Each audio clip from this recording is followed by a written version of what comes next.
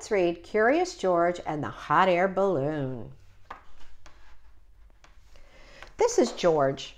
George was a good little monkey and always very curious. He was on a trip with his friend, the man with the yellow hat. It was the end of their vacation, and they wanted to make just 2 more stops.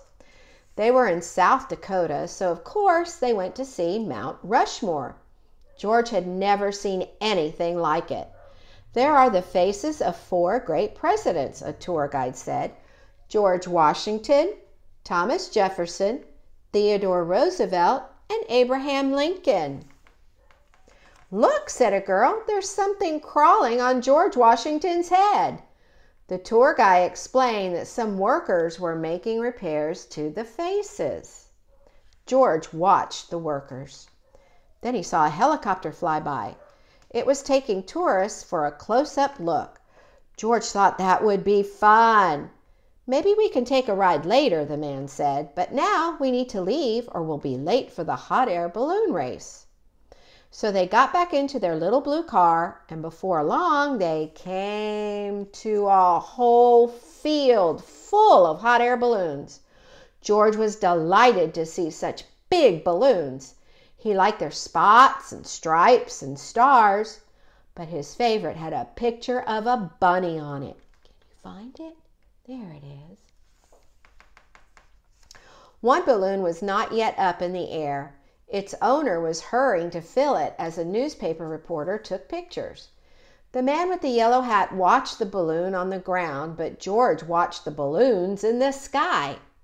He was curious. Why didn't they fly away? Then he saw the ropes. A rope is a good thing to keep a balloon from flying away, thought George. A rope is a good thing to climb. Sometimes when a monkey sees something to climb, he can't help himself. He has to climb it. George thought he would climb just 1 rope and then quickly climb down. But when George climbed up, there was no way to climb back down. The rope had come undone and there was only one place to go. Up, up, up went the balloon, and George went with it. George flew higher and higher, and the people below grew smaller and smaller.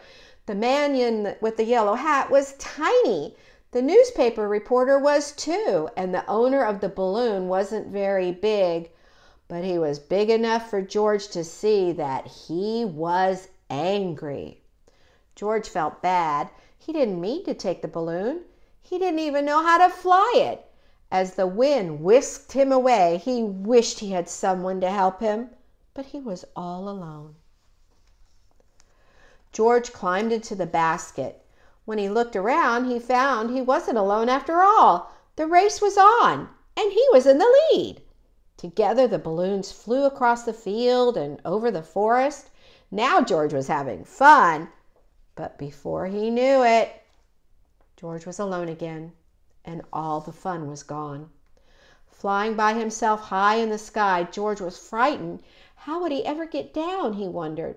Oh, if only he hadn't climbed that rope. Suddenly the wind changed and George saw something familiar. He was excited. Someone was sure to help him now. In fact, there was someone right in front of him. It was one of the workers, and he was stranded on George Washington's nose. George was so happy to see the worker, he didn't notice how happy the worker was to see him. Slowly the balloon floated closer. Would it come close enough? It did. The worker grabbed onto the rope and climbed up. Soon he was in the basket with George. Hooray! George was rescued. Hooray! The worker was rescued too. They sailed up over George Washington's head and landed safely in a tree. Soon a whole crowd came to rescue them both. The man with the yellow hat was happy to see George. The reporter was glad to have such an exciting story to report, and the owner of the balloon wasn't angry anymore. Everyone had seen the rescue. George was a hero. After the workers thanked him, George got a special treat. He got to ride in the helicopter.